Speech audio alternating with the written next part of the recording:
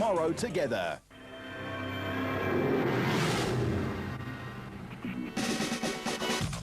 This is Supersport's exclusive preview of the 2009 ABSA Off-Road Championship. Ahead in the season, 8 races and 6 championship titles up for grabs. The most prestigious of these is the SP Class title, which last year went right down to the wire. The last race of the season with 3 drivers in the running. I'm Arnold Getz, with me Greg Melville Smith. The 2009 season production car chase is set up as a grand old battle with the big 3.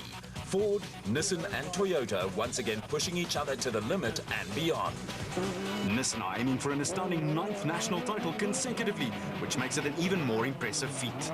In 2008, Duncan Foss piloted his Sassel Nissan Navara to the line first in the last race of the year, the RFS Michalis 400. And due to the fact that he'd won 4 races as compared to his stablemate Hannes Grobler's 3, Duncan effectively won the championship on a count-out on wins. It was really tight, 133 points apiece, and Foss got the nod due to one more race victory.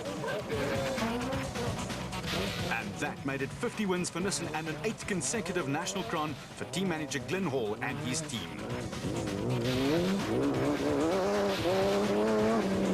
Only 4 points covered the top 3 drivers, a showdown of note. And don't for one second think that it's not going to be exactly the same type of epic battle this year. Smiles, despite it all, Duncan. In Class D, experience or lack of it will play its part. The reigning champs, Henry and Maurice Zamatin, sit out this year, but that sets it up well for father and son pairing Cliff and Louis Weichelt in the N1 4x4 Toyota, who were 3rd in the championship chase last year. Talking championship, it was a tough grind in 2008, and rest assured there's more to come this year.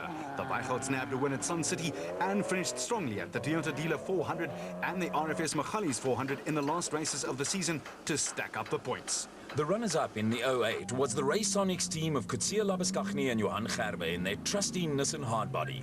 And this crew is loaded with guts and experience in that very order. They bagged 3 runner-up spots and compiled 73 points in pursuit of the championship. This is one face that will be there or thereabouts when they total up the points this year.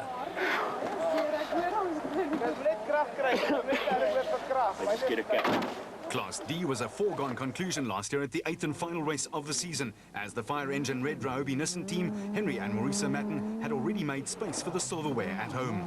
They led by 35 points and had it all sewn up, and to top that, they were looking for win number 5 of the year. No doubt they'll be sorely missed by the fans, but not that much by their fellow competitors. The 08 Rookies of the Year, Dewald van Breda and Johan de Tooy in their Northam Toyota, have learnt a lot, and they too will be a factor. In Class E, there's bound to be a battle royale as Ford, Nissan and Toyota again compete in a category designated for 4-cylinder, naturally aspirated capacity engines up to 3,500 cubic centimeters. Ford had a fine campaign with the then defending champions Jack Peckham and Lucio Santoro last year, and they were good enough for 3rd in their solid diesel Ranger.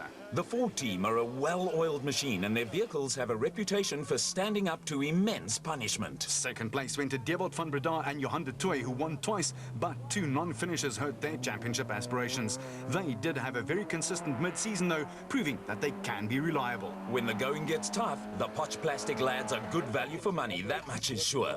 They're hoping to go one better in 2009. For Toyota, there was a lot to smile about. Yanni Visser and co-driver Yorks Leroux brought it home in 4th place in the last race of the season in 08 to secure a great Class E championship win. And the defending champions are back on the warpath again to try and successfully defend their hard-won spoils. Delmas couple, Roman and Maret Poseidno, dropped down from Class D in their Toyota to line up here in Class E and could bring a frown to Visser's brow. Now to the special vehicle season battle in 3 different classes. In this category, all the cars referred to as space frame vehicles, the competition is just as exacting and fast. In Class A, there are several title contenders who are ready, willing and able to topple the reigning champions. Last year's 3rd place, Terence Marsh, has moved to the comfort of an enclosed cab and an SP class car drive. With Gary Bertolt also finding greener pastures, the door is wide open, perhaps for someone such as former champion Shamir Varayawa, who mounted an incredible challenge mid-season. Were it not for a failure at the last race of the year, Shamir and co-driver Siegfried Rousseau in the big Total Motorsport Porter with its 7 litres of raw power could very well have been the champions. As it is, their win over 1,000 Ks in the Kalahari Desert confirmed that they like it when the going gets tough and they need endurance. As for the reigning champions, Collie and Quinton Sulwalt from Palabora, they back. 2 wins and an incredible run of 8 consecutive finishes meant that they could celebrate a 16-point win at the end of the ABSA Off-Road Championship season. The Sulwalts are tireless workers and would have spent copious amounts of time working on their back in the off-season to ensure that they will again be ultra-competitive. They're bound to taste bubbly again this year, and they'll come out with confidence knowing that they are the champions. In Class B, it was also pretty close last year, and guess what? We can safely predict that it'll be more of the same in 09. The Keymax bat with former champion Jan Kraai and defending Navigators champ Tito Voigt will not be lining up this year. And with his great record and 2 victories last year, the Class B lineup surely will not be sorry to see him go. Have you had problems with the dust? Yeah, we had some problems, yeah. But if you're looking for consistent performance throughout the season, Gil Null and Dion de Kock in their Luke Zarco Truggy with its 2-litre engine is always very good value. They finished all the races last year bar 1, and that was in the desert. The Little White Lightning was only 15 points short of winning points total in 2nd place last year.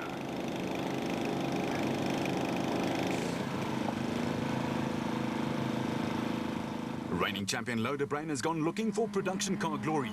He and co-driver Rudy Brits only had that 15-point winning margin in the National Championship, but they too were super consistent, also only falling short of 1 finish line at Sun City after a mechanical problem. As for the rest, there are at least a baker's dozen worth of contenders out there, all desperate to clinch a national championship. So the Class B drivers and navigators have all the opportunity to turn this 2009 season into a ding-dong battle. In Class B, the 2008 season produced several first-time race winners, teams such as Roacon's David and Gary White, who unfortunately had a run of 3 races at the beginning of the season in which they could not get their charge to the line in one piece, but they followed that up with 4 finishes in a row to take 3rd in the championship. Then there was Don Thompson, the hope of KwaZulu-Natal, who also got to the top step of the podium last year. He and Don Blakey formed a formidable combination, but will be looking for more consistency in 09 to give them another shot at the national title after finishing 2nd last year. But they'll have to wrest the title away from a very determined outfit. And all that depends on the defending champions, the brothers Johan and Etienne Besaidenout in the Adenko bat. But they'll want to keep their hands on the silverware they fought for so gallantly last year. After logging 2 DNFs in the first races of the year, they went on a tear and finished with a win in the final round of the ABSA Off-Road Championship, the RFS Michalis 400. What it all comes down to is that it's going to be a season that will provide spectacular racing. Our ABSA Off-Road Championship preview continues with our celebration of a South African triumph in the 09 Dakar Rally. The 35-year-old Janelle de Villiers is a former South African national touring car champion and was in the year 2000 ranked as the world's most successful touring car driver. It was also one of the years that he clinched the National Off-Road Championship crown, and just 4 short years later, he took his first top 10 place in the world's most grueling off-road race, the Dakar Rally. The fact of the matter is that Janelle cut his off-road teeth on the South African Rough and Tumble series before he was snapped up by the Red Bull Volkswagen Touareg team, who not exactly short of money, even in financially challenging times such as these. They saw the potential of this product of Robertson in the Cape, and within 3 years, he was on the top step of the podium in 2009.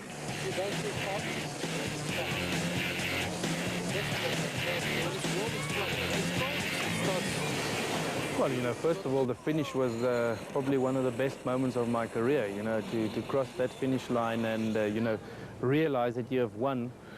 The Dakar Rally is, you know, it's just really an incredible feeling, and, you know, something that it's difficult to describe in words, you know, not only for myself, but, you know, for the whole team. I've spent so many years trying to win the rally, you know, and to finally been able to do it. You know, it's just a wonderful, wonderful feeling, and you know, I'm just really so proud to be part of it. Being first South African to do it's just unbelievable. You know, as far as the people go in Argentina, unbelievable. You know, the spirit they have. There were millions and millions of people. You know, at the start, I think there was about 1 million people watching us. And then in all the towns, you just as like every town had a holiday, you know, and all the people next to the road supporting you, jumping up and down, and, you know, so excited to see you. And I must say, that was one of the special moments of the rally, you know, every day seeing the people, seeing them so happy, you know, and so cheerful. It's really special to drive in front of such big support. Was it tough in Argentina the first time out? I think it was quite difficult, purely because it was the first time in a new country. And it's always difficult when you go to a place the first time, you know. It's, you know, even back in the days when I was racing touring cars, if you go to a new circuit, it's always more tricky the first time than when you go back the second time. And, you know, the same goes for this rally. There were some different challenges that we didn't have in Africa. We had, in the beginning, a lot more roads to drive on, a lot more dust, which made it tricky. The dunes were obviously a lot different, very high dunes, much higher than we were used to. Some places the sand were much softer than we were used to. And of course we also had the other thing of the altitude we had to cross. You know, we had to cross at 4,700 meters, which is really quite high, you know, and it's difficult for man and machine. So there were some challenges, and I think, you know, one of the most difficult Dakars that I've done. How did the altitude affect you? Was it tough?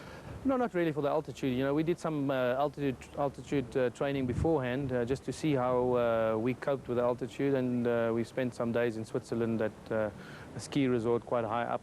You know, none of us really seemed to have any problems. Of course, you can feel the effects of it, but we didn't need to take any medication, luckily.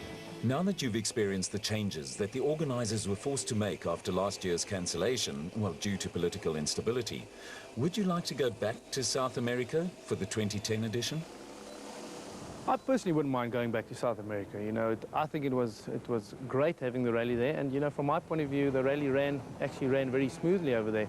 Of course, there were some difficulties with them having to shorten the stages, because some of the amateurs purely couldn't finish the stages, you know.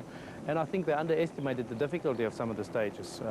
You know, although us as factory drivers and teams, you know, we managed to finish every single stage as it should have been. You know, it was a little bit more difficult for the amateurs, but I think the organisers learned from that, and you know, surely they won't make the same mistakes again. I mean, they've been organising this rally for more than 30 years now, so I mean, I think they will learn pretty quickly. And from my point of view, it'll be great to go back there again, you know, especially with the support we had. We say congratulations, and as someone who learnt his trade on the ABSA Off-Road Series, well done. No, thanks very much, and you know, I must just say a big word of thanks, you know, to all the support I got from back home. I think I got more than 500 SMSs, you know. It was impossible to reply to all of them, but, you know, it's so great. And, you know, to be the first South African, like I said, to win the rally, it's really a proud moment, and I'm so happy that I can do it for South Africa and for motorsport in South Africa specifically. Vehicle and asset finance from ABSA. Going the extra mile. Finance from ABSA. Going off the beaten track to find solutions. And off the beaten track is about right, but someone who never loses his way is former national champion Ralph Pitchford, and he was second on the podium in Argentina, a Nissan stalwart. He's been part of the ABSA Off-Road Championship in South Africa. With the navigation side, we get given a road book, the GPS, and the route is marked, which makes it a lot easier for the drivers and the co-drivers here in South Africa. Although it's a very tough championship, yeah, you know, the terrain, and that's like extremely hard, and that's a good test for man and machine. With the overseas racing, your navigation aids are very limited. You have a road book and you have very basic GPS. And from there, you have to steer your driver in the right direction and make sure you find the way. Obviously, in the local series, you don't race on these massive dunes. Is that something difficult to get used to? Yes, racing over dunes is extremely difficult. It's very nerve-wracking right in the beginning, the first time you crest some of those dunes, because you never know what's on the other side. And it takes a bit of time for the car to go over the dune before you realize what's on the other side. So, you know, we managed to do a lot of testing in Morocco and Tunisia, and we spend a lot of time in the dunes, so it definitely does help us. Ralph, please explain to us how you perceive the difference between the car that you would be in here in South Africa and then the car that you navigated in Argentina. The two cars are definitely similar. There's just a big difference in the price tag. Yep. The Touareg is definitely more refined. The suspension is a little bit better. It handles a lot better in the tight stuff. But all around, both cars are very good. Top speeds, tell us about that. Yeah, we restricted on the cars. We run an air intake restrictor to slow the cars down, but the top speed's around 185 kilometers an hour, but we get there quite quickly. For Nissan team manager Glenn Hall, the Dakar was a triumph. Well, the Dakar was just a fantastic event, first of all, and secondly for South Africa, I think it was great with Janelle and our own Ralph Pitchford first and second in the race. It was just a fantastic result, and then Ivar coming in fourth overall, and our second car with Christoph Holovic fifth. It was like a dream come true. It felt like we were first, second, fourth and fifth in the world's toughest race. It was great. And great is a word you can apply to the ABSA off-road season ahead as well. We're going forward. ABSA's back with us. They've increased their contribution. They're really going to help make our off-road racing an even bigger spectacle.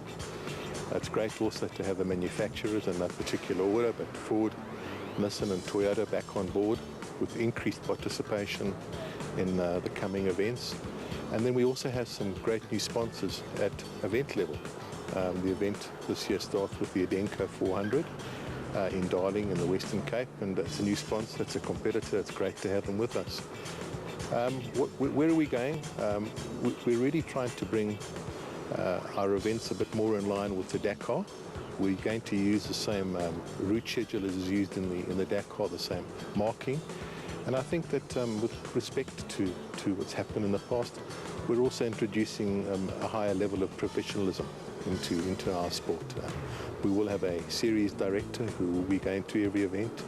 We have signed a contract with one medical company to look after, if necessary, medical problems on an event. We'll also have a chopper on standby. And then I think probably most importantly, we're going to make the events tougher. Our events that started going too fast, the cars were going too quickly, and we're bringing more skill into it. Not necessarily by making them rougher, but by making them tighter also. So we should bring down the average speed, but the spectacle will be there for the coming year. The growth in the series has been phenomenal, upwards in the SP and special classes. Well, we're very fortunate in our environment. The SP class in particular has grown, and I think we'll probably see an entry going from 15 to 20 this year. We do have some people moving from specials to the SP class, but also the growth in the specials is promising. Local manufacturers building cars locally, some of American design, but there's a nice industry out there building cars for off-road racing. I think the success of vehicles built in this country on the Dakar just lends a lot of credit to our industry here and to our events, and that people can really build and test cars in the ABSA Off-Road Series. The pipe opener, the new Edenko 400 in Darling in the Western Cape, will be very different. What does the Commission have in mind for the competitors? Edenko 400, I think we're going to surprise quite a few people. We've made the event a lot more interesting. It's going to be a change from what we've traditionally expected in the Cape. Also, I think that the Commission is striving to make it more than just a day at off-road racing. We were introducing other shows at the same event, and we're going to have some street rods there. I think we're going to have the Lumina Club there too. So we're wanting to attract more spectators to our events by not only showing them off-road cars, but also showing them other interests in our motorsport. ABSA Vehicle and Asset Finance have been the sponsor of the series for the past 8 years and have seen the fruits of their labor. ABSA Bank, and with special reference to Vehicle and Asset Finance, has definitely over the last 8 years benefited from our investment as serious sponsor. And the benefits really is mainly, first, it did cement our relationship with the manufacturers. And if I can mention 3 names, really, Ford, Nissan and Toyota, being associated with this championship, there were definite benefits in enhancing our relationships with these dominant manufacturers in South Africa. Secondly, as I said previously, South Africa is a car-crazy country, and being associated with this championship, it gives ABSA that top-of-mind approach when customers do think about this championship and when customers do think of acquiring any new vehicle in future. As Absa Bank, we are quite excited about the future growth opportunities for this championship. And I must say, we also, after dealing with the association themselves, also supporting and, as I said, excited about future development plans with special reference to new entries into these races. But I must say, if you look at the future growth, we would, as a sponsor, like to see maybe some more and new manufacturers participating in this event. There's definitely development opportunities of let's call it a new category of riders and drivers that can enter to this type of event. But the future growth, if you look at just at the first event that will take place in the Cape region soon, the entries, over 60 entries. So in these wild times, you would expect entries to start declining. We actually see the opposite, and that's quite healthy and a brilliant sign for the future of this championship. Vehicle and asset finance from Absa. Going off the beaten track to finance from Absa. Going off the beaten track to find solutions. This is our look ahead at the 2009 Absa Off-Road season. 8 races, more than 4,000 Ks of hard grinding racing, and 7 classes to be contested. In round 1 of the National Championship, look out for several new cars, as well as engines powering them to the line.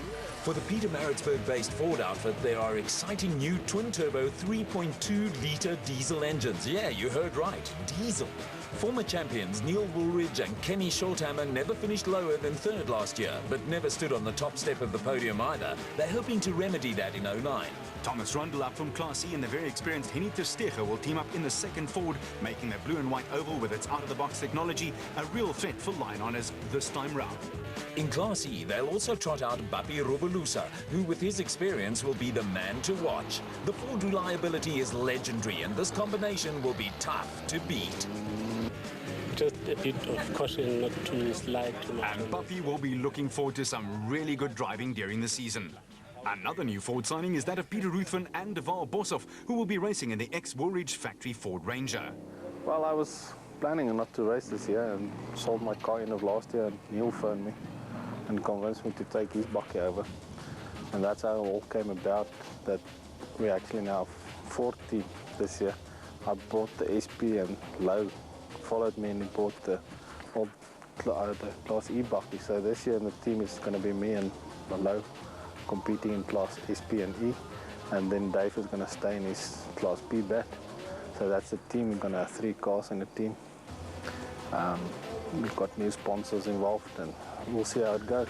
Louw de Bruin will be enjoying the comfort of a cab for the first time. Ja, die vorige keer wat ons 'n bakkie gery het was, maar ek Bos was my navigator daai tyd. Ons het altyd so om die beurt gery. Jy weet, en ons het nooit regtig ondervinding gehad. Ons het maar kort gery of ons het hom gebreek of gerol. So dit was maar van korte duur. Ons het 2 jaar plan gehad om Klas B te ry en jy weet, ons het reg gekry wat ons wou. Ons was baie gelukkig. Seker maar meer genade as enigiets anders. En jy weet, nou het ons dis net weer, jy weet, dis iets nuuts en 'n ander uitdaging. En ek dink ons kry, dis lekker ook om sê nou maar 'n big daddy te hê soos Ford wat vir jou bietjie help met tegnologie wat jy kry. Jou parte en jou goed is bietjie goedkoper as wat dit in 'n frame is, so. Dis maar een van die redes. Rian Greiling, jy het die afgelope jaar 'n bietjie diens gedoen en jou rol het gewissel. Vanjaar is dit 'n ander saak, nie waar? Dit sal nou die eerste jaar wees wat ek 'n volle jaar gaan navigate. Ek het laas jaar net vir Lou uitgehelp toe Rudy nie een races kon doen nie en ek het baie geniet.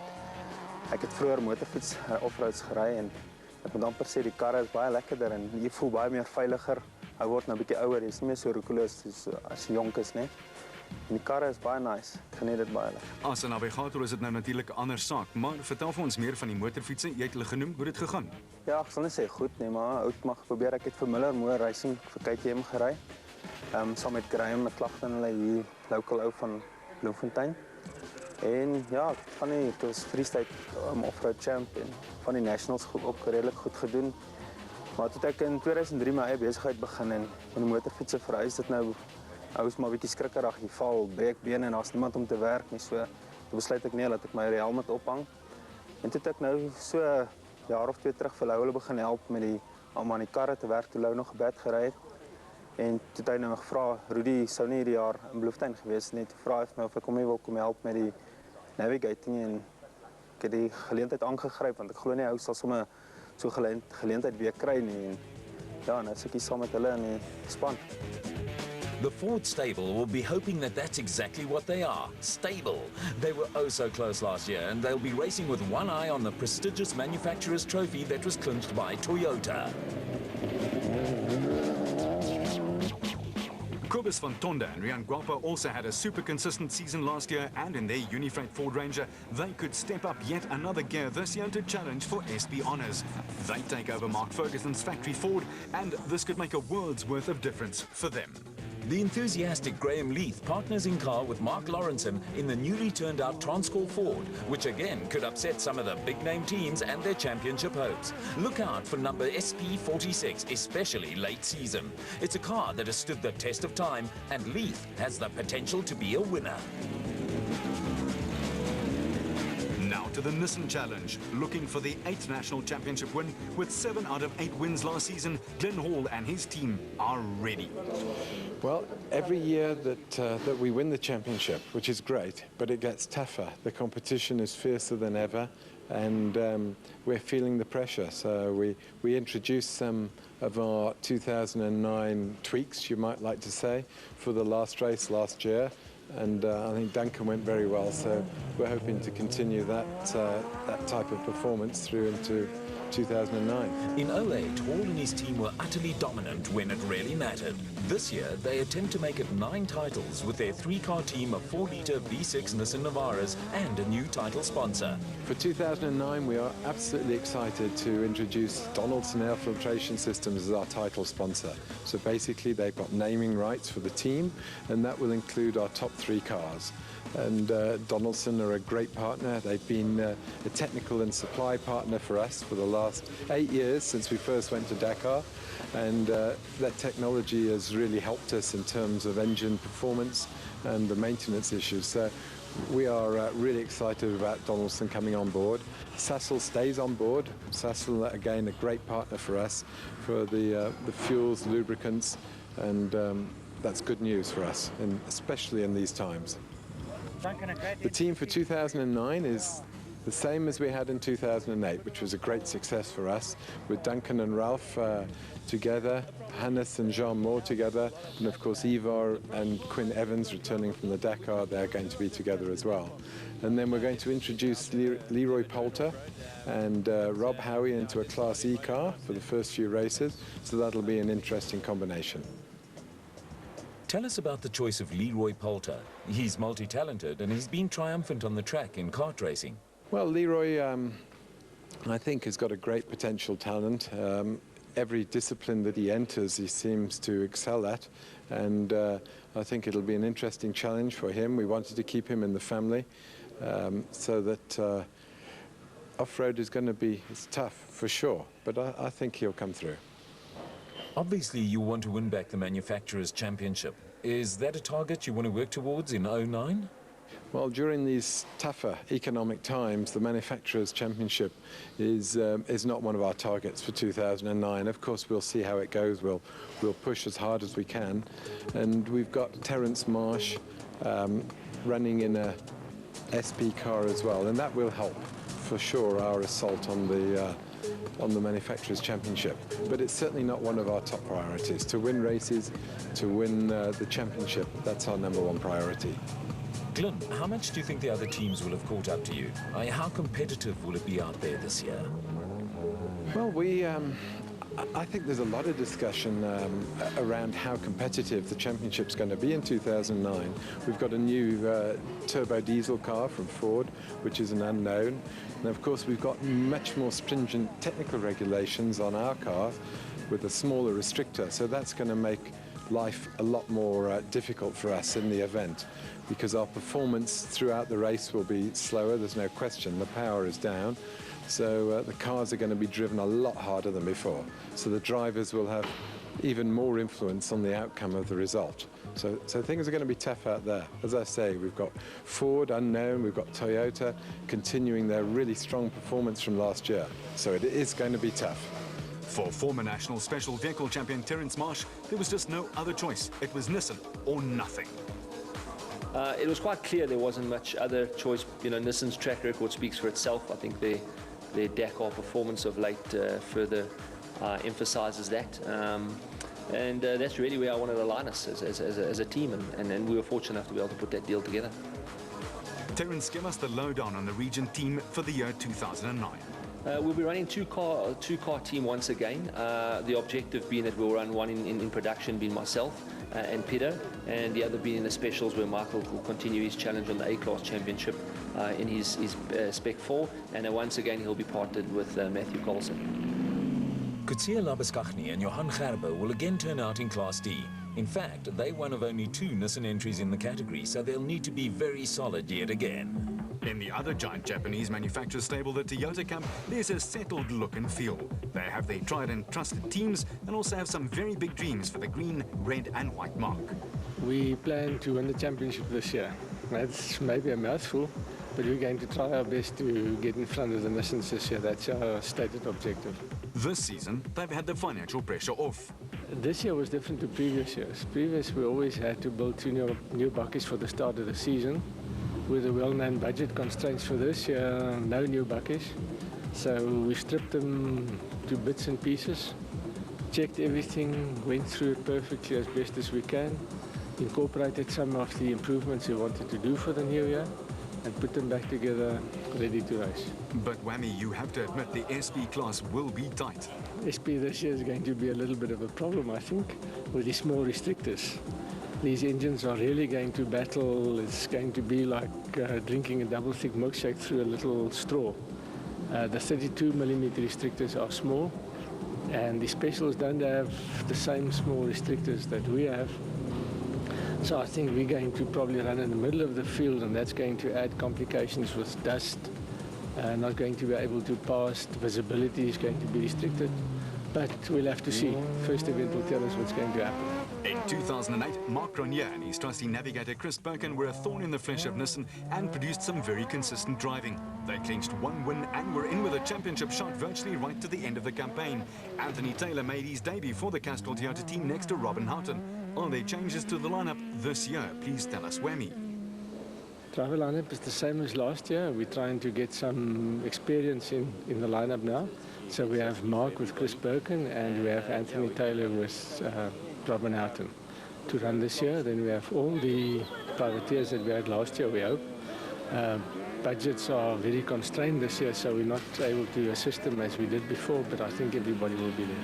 Chris Visser and Jaapie Badenhorst in the Team Barbaspan Castrol Toyota Hilux is one of the privateers that did their bit last year and will certainly be a feature of this year's championship series. And ditto for father and son Higo and Jaap de Bruin in their multicolored Micron XL dealer team Toyota. They were one of the stalwarts of the manufacturer's win and will be there again, no doubt.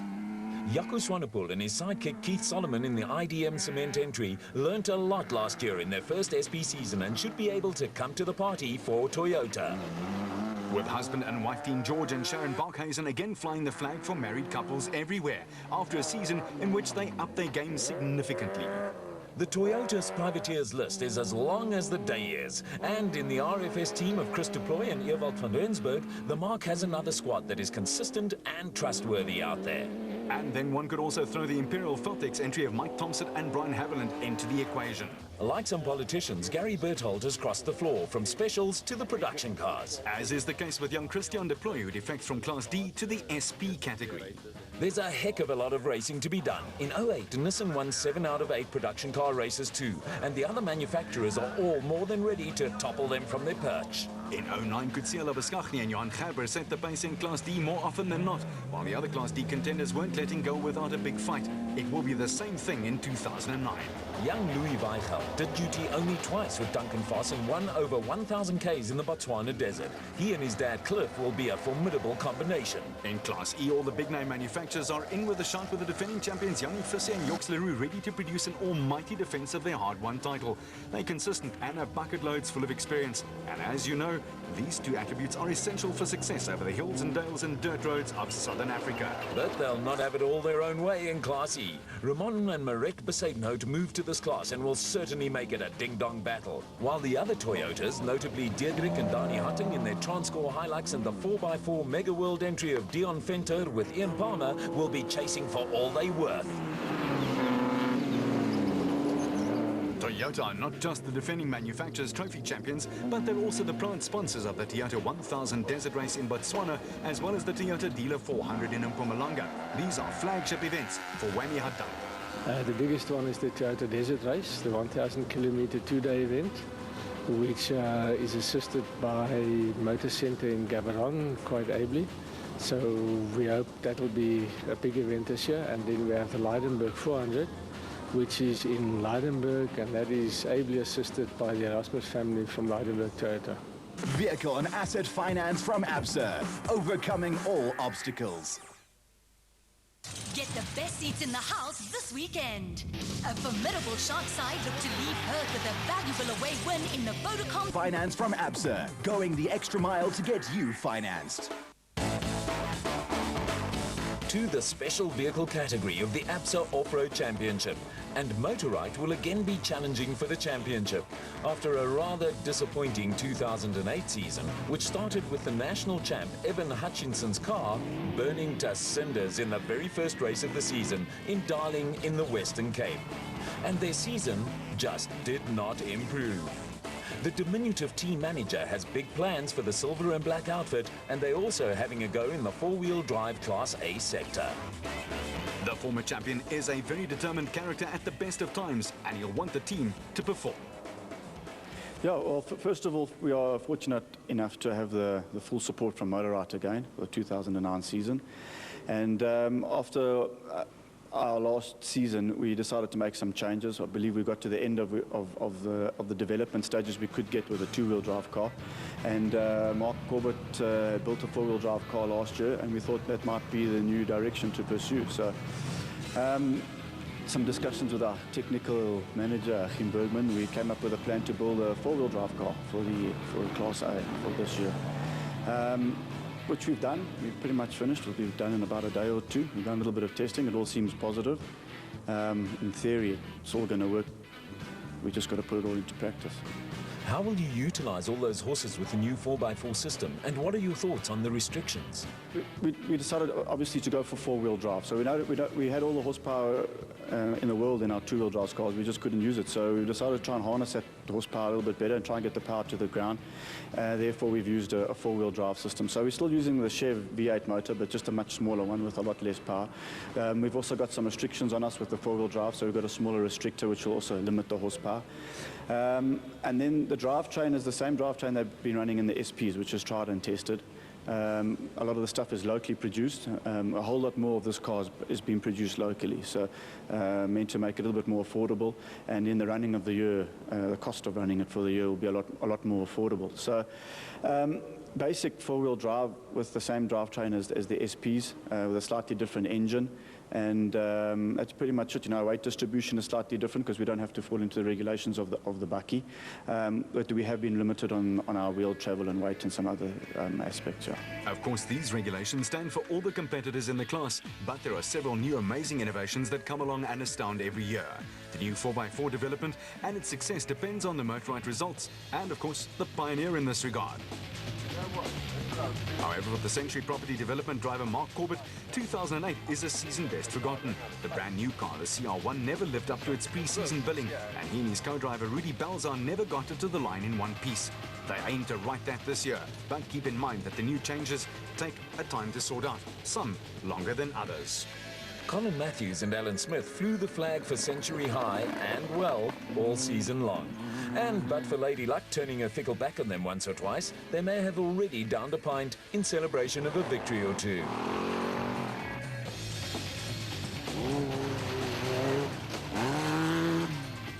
In other teams, there are one or two changes due to the defections. Gary Gillingham lines up for the turquoise and white branded Atlas Copco team, and his experience will be invaluable to them. Racing The father and son combination of Nick and Ryan Harper has stayed put, and they'll be looking to get back their winning ways. Watch them this year for the overall title. Nick is a serious fitness fanatic, and with son Ryan in there, who's a motorbike racer, they know how to read the terrain and get the most out of it. As for Shamir Varayawa and his navigator Siegfried Rousseau, there's the challenge of maintaining the standard they set last year when they were oh so close, and yet so far. However, their win over 1,000 Ks in the Botswana Desert Race provided a load of confidence, and they'll still be feeding off that. For Michael Whitehouse and his co-driver Matthew Carlson, it was also a season in which the winning door could so easily have opened, but it slammed shut at just the wrong time. This time, they would want to drive through. The brothers White, that's Gary and David, will again fly the Rubicon flag in Class P, where they will be hard to beat. Last season was a coming of age for them, and their partnership is surely set to blossom this year. Nardis Alberts is another man with loads of experience, and the Red Rapsa band also knows its way to a win when it has to. Reigning champion Karl Heinz and Quinton Sulwald will be looking for back-to-back titles in their Sulwald Racing bat. And don't put it past them for a second. The other Sulwald Racing entry will see Herman Sulwald teaming up with his son Vickard, thus making it a real family affair for the Palabora squad. And then there's the talented Atang Makakhanene, and he gets a chance with Jeff Minute in their Porter. They'll be a handful once they get car settings right and they get used to each other in the cockpit. Both driver and nav know that the 2009 season will be a watershed one in which they'll have to produce the goods. And in Class P, the return to racing of one of the stalwarts, John Weir Smith, is also being awaited with anticipation. He should be good value for money.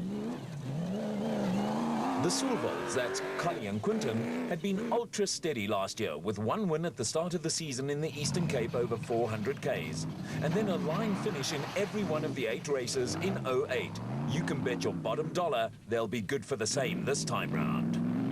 And then don't forget Herman and his son Wickard, who will be desperate to challenge for the Class A title themselves at the end of the 8-race season, ending in the Magaliesburg. The Atlas Copco team will be spearheaded by Nick and Ryan Harper in a Spec 4 bat. They have the makings of a championship-winning outfit, and they've been close before. They team up with Gary Gillingham and Donnie Stassen, who'll be out in their previous bat. The Bertolt Vermeulen Porter stays in the Atlas Copco fold, and the car has been taken over by newcomers Jimmy Zahos and Stefan Kutsia, who are unknown entities at this stage, but this team has been known to spring a few surprises before already.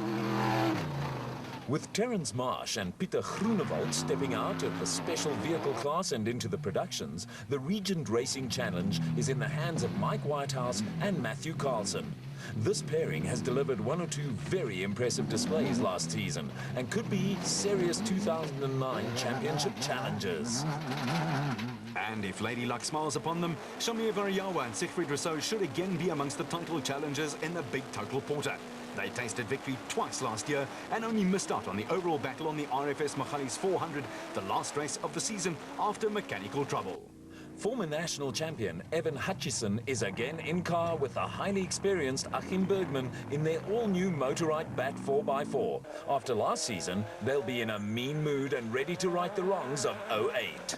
While Mark Corbett and Balzar in their revolutionary Century Racing CR1 too will be hoping for better results this year.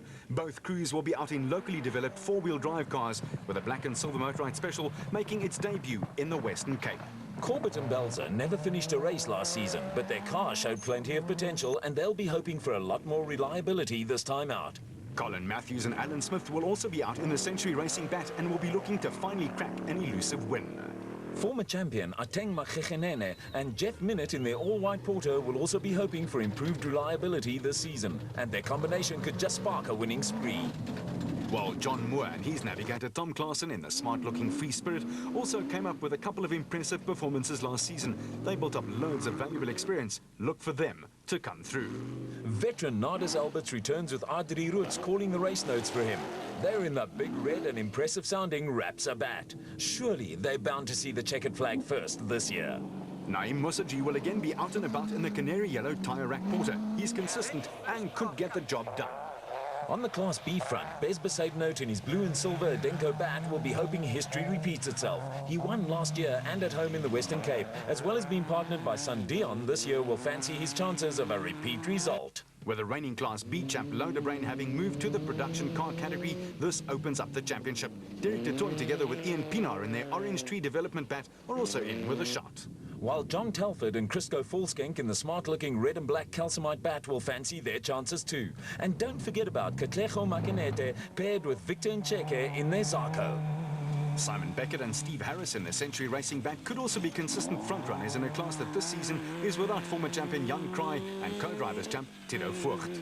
Another former Class B champion, Ernest Corbett, and Warwick Goosen, also in a Century Racing CR2, are back in action after a lengthy layoff and will turn out in Class P.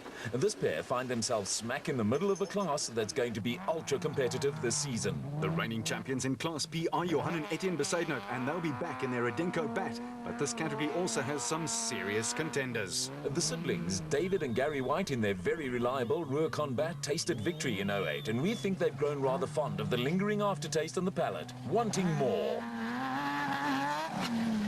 And then there's the talented and intense KwaZulu-Natal star Don Thompson in his Zarko. He surprised a lot of people last year and would want to do it all again in 09. And if you're looking for experience, former champions Richard Schilling and Chris Davies team up in the Aceco RS. In the previous season, they were just not consistent and will be hoping for more of it this time around. The long-awaited return to the off-road racing scene by John Weir-Smith and Richard Carolyn could also throw the proverbial cat amongst the Class P pigeons. Bodo Bertolt, another veteran racer and father of Gary, will also be out in Class P in a new Atlas Copco car. Bertolt will again be partnered by Philip Hurselman. The opening round of the 2009 season is hosted by the idyllic little town of Darling in the Western Cape. And this year, the race is being sponsored by Adenko Construction, a company started 16 years ago.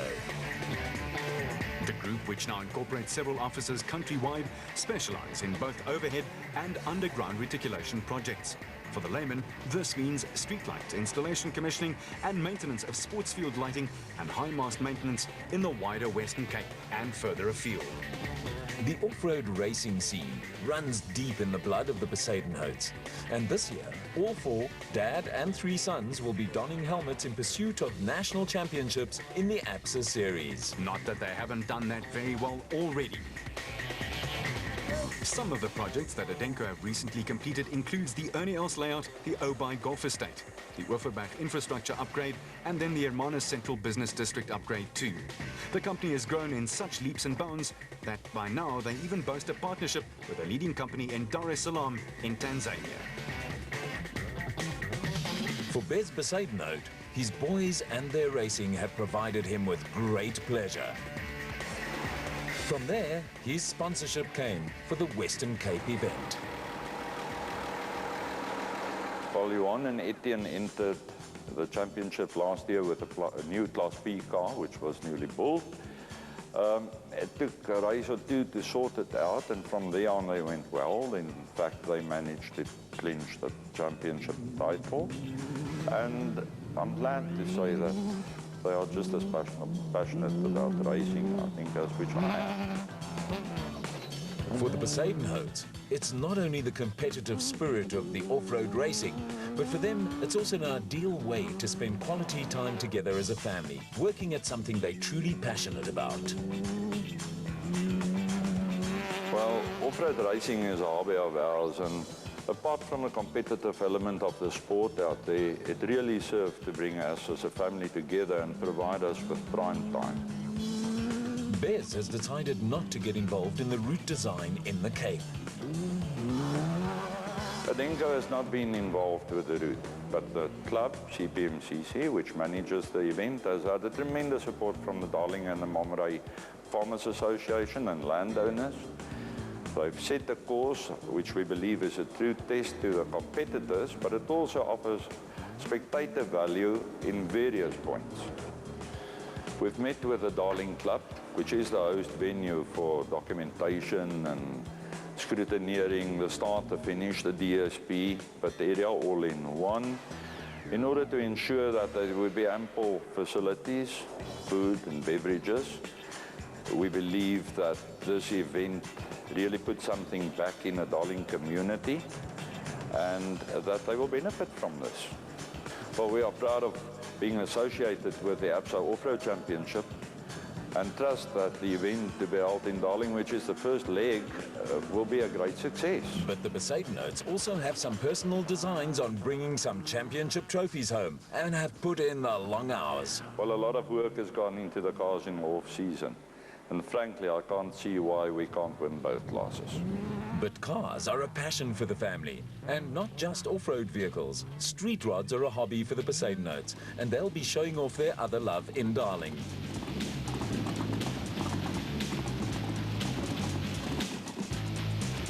Well, besides our involvement in the off-road racing, we have another interest being the street rods. It's a family affair. We are involved with the Cape Street Rod Club. And for the Darling event, we wish to take these vehicles to Darling for display, for the other participants to enjoy, for the public to enjoy, because these vehicles are really the pride and the joy of their owners. So here's just a small foretaste of what you will see on display in the quaint little town of Darling in the Western Cape.